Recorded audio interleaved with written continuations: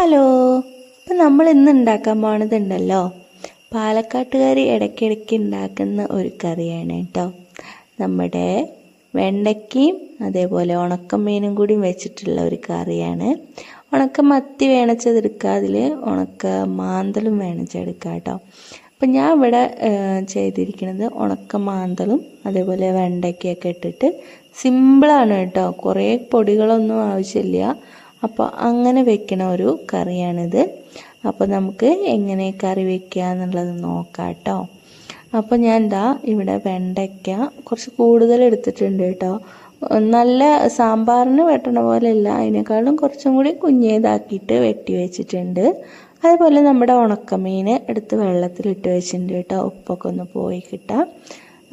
പിന്നെ തൊലിയൊക്കെ ഇങ്ങനെ വേഗം എടുക്കാനൊക്കെ കിട്ടണ്ടേ, അപ്പോൾ അതിന് വേണ്ടി വെള്ളത്തിലിട്ട് വെച്ചിട്ടുണ്ട്. പിന്നെ നമ്മുടെ ഉള്ളീന് ഞാനിതാ അവിടെ കടുകും ഉലുവയും പൊട്ടിച്ചിട്ട് ഉള്ളി മൂപ്പിക്കാൻ വേണ്ടി വെച്ചിട്ടുണ്ട് കേട്ടോ. ഞാനത് ജസ്റ്റ് കടുക് വറക്കണത് എടുത്തില്ല വീഡിയോ കേട്ടോ, അത് മറന്നുപോയി. അപ്പോൾ ഞാനിതാ ഉള്ളിയൊക്കെ വാടി വന്നപ്പോൾ 1 ടീസ്പൂൺ മുളക് പൊടി അതുപോലെ മഞ്ഞൾപ്പൊടി ഇട്ട് കൊടുത്തിട്ടുണ്ട് കേട്ടോ. ആ 2 പൊടികൾ മാത്രം മതി നമുക്ക്. എന്നിട്ട് നമുക്ക് ആ വെണ്ടയ്ക്കയും കൂടി അതിലേക്ക് എടുത്തിട്ട് കൊടുക്കുക.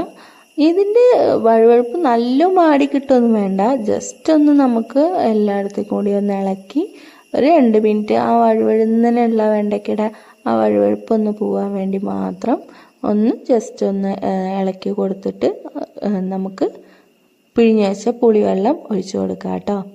പുളിയുടെ വെള്ളമാണ്, കുറച്ച് ഒരു നെല്ലിക്ക വലുപ്പത്തിൽ പുളി എടുത്തിട്ട് നമ്മൾ കുതിർക്കാൻ വെച്ച് വാളംപുളിയാണ് കേട്ടോ, അതിൻ്റെ വെള്ളം ഒഴിച്ചു കൊടുക്കുക. എന്നിട്ട് 2 പച്ചമുളകും 2 വെളുത്തുള്ളിയും കൂടി പച്ചയ്ക്ക് ഇങ്ങനെ ഇട്ട് കൊടുക്കുക കേട്ടോ. അപ്പോൾ അത് കറിയൊക്കെ ആയി കഴിഞ്ഞിട്ട് ഇത് വെളുത്തുള്ളിയൊക്കെ ഇതിൻ്റെ കൂടെ കഴിക്കുമ്പോൾ അടിപൊളിയാവും കേട്ടോ. നമ്മൾ അതേപോലെ മാന്തൽ നേരാക്കിയിട്ട് ക്ലീൻ ചെയ്ത് വെച്ചിട്ടുണ്ട്. ഇനി വെണ്ടയ്ക്ക വെന്തതിന് ശേഷം മാത്രമേ നമ്മൾ ഈ മാന്തൽ അതിലേക്ക് ഇടുള്ളൂ. പെട്ടെന്ന് വെന്ത് കിട്ടുമല്ലോ മാന്തൽ, അത് കാരണം കൊണ്ടാണ് കേട്ടോ. അപ്പോൾ നമ്മുടെ വെണ്ടയ്ക്കൊക്കെ ഏകദേശം വെന്ത് ചാറൊക്കെ കുറുകി വന്നിട്ടുണ്ട്. അപ്പോൾ നമുക്ക് ഈ മാന്തലും കൂടി ഇട്ടിട്ട് ജസ്റ്റ് ഒന്നിങ്ങനെ ഇളക്കിയാൽ മതി കേട്ടോ. ഞാൻ അപ്പോൾ അതിങ്ങനെ താഴ്ത്തി വെക്കണം മാത്രമേ ഉള്ളൂ. മാന്തലൊക്കെ പെട്ടെന്ന് വെന്ത് ഉടഞ്ഞു പോവുള്ളൂ, അത് കാരണം കൊണ്ടാണ് കേട്ടോ. അപ്പോൾ നമ്മൾ അതിലേക്ക് ഒന്ന് മുക്കി വെച്ചിട്ടുണ്ട്. അത് വേവുന്ന സമയം കൊണ്ട് നമ്മൾ തേങ്ങയൊക്കെ ചിരകിയെടുത്തിട്ടുണ്ട് കേട്ടോ. ഞാൻ 5-6 ചുവന്നുള്ളി ഇട്ടിട്ട് നന്നായിട്ട് അരച്ചെടുക്കണം. അത് ആ അരപ്പ് നമുക്ക് ഇപ്പോൾ മീനൊക്കെ വെന്ത് വന്നിട്ടുണ്ട് കേട്ടോ. ഇനി അതിലേക്ക് നമുക്ക് ഈ അരപ്പ് ഒഴിച്ചു കൊടുക്കാം. ഇനി വേറെ പരിപാടിയൊന്നുമില്ല കേട്ടോ. അപ്പോൾ നമുക്ക് ഇനി ഈ അരപ്പ് ഇതിലേക്ക് ഒഴിച്ചു കൊടുക്കാം. അപ്പോൾ ഈ കറിയില്ലേ, ഡയറ്റ് ചെയ്യണവരൊന്നും ഉണ്ടാക്കാതിരിക്കുക നല്ലത് കേട്ടോ. കാരണം ചോറ് നമ്മൾ കൂടുതൽ കഴിക്കുകയുള്ളൂ, ഒരു വട്ടം എടുത്ത് കഴിഞ്ഞാൽ കുറച്ചും കൂടി എടുക്കാൻ തോന്നുള്ളൂ. അതാണ് കേട്ടോ ഈ കറിയുടെ ഒരു പ്രത്യേകത.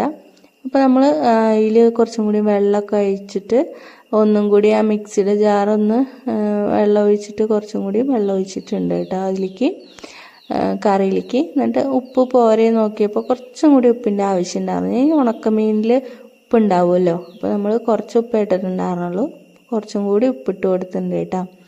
ഇനി നമുക്കിത് വറുത്തിടേണ്ട ആവശ്യമൊന്നുമില്ല. ഇനി വേണമെങ്കിൽ വറുത്തിടുന്നവർക്ക് ചെറുള്ളിയിൽ വറുത്തിടാം കേട്ടോ. ഞാൻ ഇവിടെ കുറച്ച് പച്ച വെളിച്ചെണ്ണ, ഞാൻ ഓൾറെഡി നമ്മൾ ഉള്ളിയൊക്കെ മൂപ്പിച്ചിട്ടാണ് ഈ സംഭവങ്ങളൊക്കെ ചേർത്തിറക്കുന്നത്. അപ്പോൾ കുറച്ച് പച്ച വെളിച്ചെണ്ണയും കൂടി അതിൽ കൂടെ ചേർത്തിട്ടുണ്ട് കേട്ടോ. എന്നിട്ട് നമുക്ക് ഒരു 2 മിനിറ്റ് മൂടി വയ്ക്കാം. കറിവേപ്പിലൊക്കെ ഉള്ളവർ ഇടണം കേട്ടോ, കറിവേപ്പിലൊക്കെ ഇട്ടാൽ അടിപൊളിയാവും.